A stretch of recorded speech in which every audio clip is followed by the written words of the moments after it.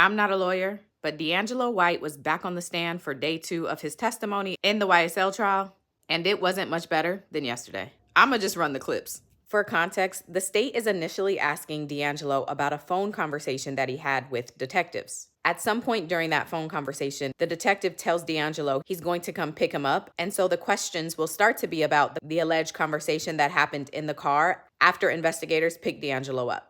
Yesterday, I had asked you to recognize that we're in the courtroom. You remember that, right? You know Little Rod, right? You're friends with him? I don't know nobody in the courtroom right now. So you're not tight with Little Rod, no one from growing up in Cleveland Avenue? I don't know it, man.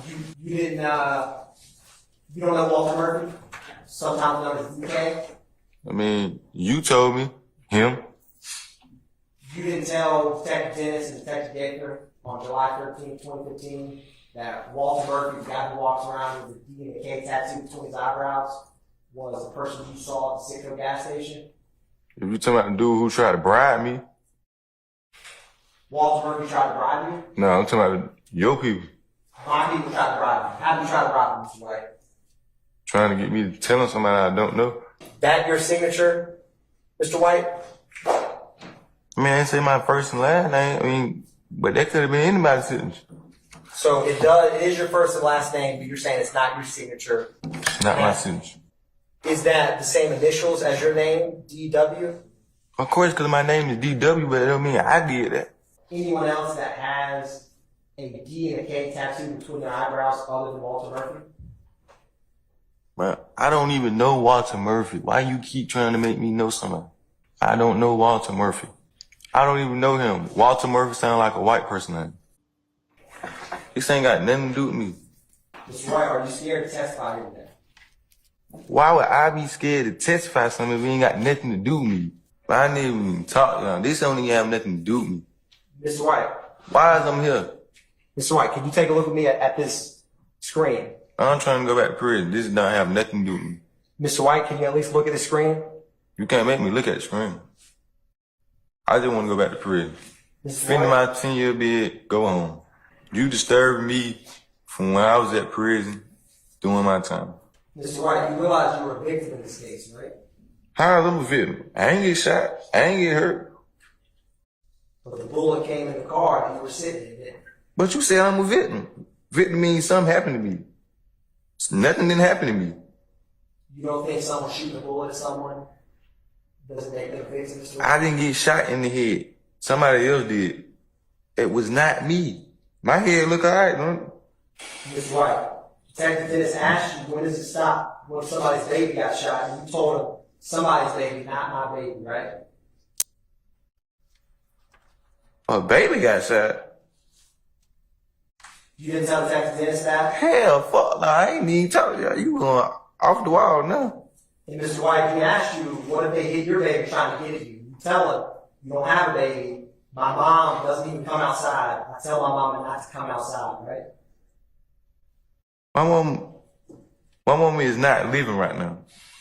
But she was back in 2015, right? And my mama don't even come outside because she was old. Why did your mom not want to come outside? My mom was 60 years old. Why would my mama be coming outside? I never even talk to nobody, bro. This ain't even got to do nothing with my mama, nigga. You can't get a conviction out of me, man. I can't help you. Mr. White? This don't have nothing to do with me. Listen, however you want to take it, however you want to go about it. 36 months, I'm going to be there and I'm going to make it home. You can't stop me from going home. For one, Pooh is not my friend. I don't even know him. What the fuck is $20 going to do for me? For one, I don't even like the police. Two, why would I be telling y'all anything about something that don't have nothing to do with me? I keep telling you, whenever happened at that gas station, when a shot fired, I ran. Because I had a firearm, I was on first friend conversation. I got out of there, my sister came and got me. I was at home. Why would I be telling anybody anything? Do I look like I'm the police? Even people who aren't in gangs in prison. Is there ways for them to find out what happens in court? I be minding my business. Have you ever heard the saying, keep your eyes on your own paper? And so I don't really be standing with no nigga got going on down the road. And the detectives say You have to just circle the person who you saw that night that pulled out the gun. Circle it and sign it. And you ask, sign my name, right? So who signed my name? You? One of them signed my name? Why do you have to sign my name? I'll circle it, but I won't initial nothing, right? How much you getting paid for this? You lying, they lying. I ain't got nothing to do with it. And Detective Gaither asked you if you know what unit she works in, and you asked her what department. You remember saying that, Mr. White? Only department I'm trying to go back to is correction, down the road, feel me? An unmarked ABD police car did come and meet you at your location, correct? No. What does this have to do with D'Angelo White?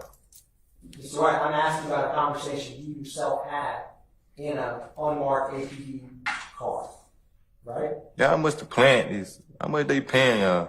And when you met the detectives in the car, you told them that you got out of Clayton County a day ago on a probation violation, right? You all kept driving, and then you asked the detectives to throw you something in for telling you shit, right? Throw me what? You went on to clarify $20 because you really could have never said shit. Your other partner in there wasn't going to say shit either. That's what you told them, right? The fuck is $20 gonna do for me?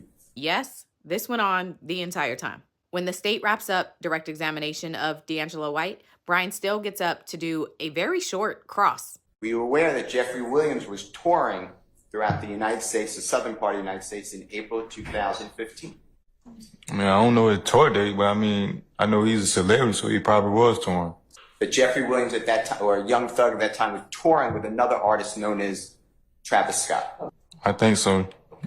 I don't know what city they was in. That's right. Now, you never told detective and whomever the detectives are, or anybody, that Jeffrey Williams was in any way involved in this April 12, 2015 incident. Is that true? I never absolutely told nothing like that. You never saw Jeffrey Williams. This had nothing to do with Jeffrey Williams, correct? Correct. And then the state does an even shorter redirect. You didn't cuss one time when you would just speak with Mr. Steele, did you? No. Your demeanor's a lot calmer now than you and I spoke, right? Cause stuff you was saying, it didn't add up. You saying I know a dude 3-4 years and all that. I don't. When you spoke, Mr. White, you never answered. You answered every question, Mr. Steele, yes sir, no sir, right? Yes, sir. And that yes sir that you just said now was the first time you answered one of my questions like that. Is that fair to say?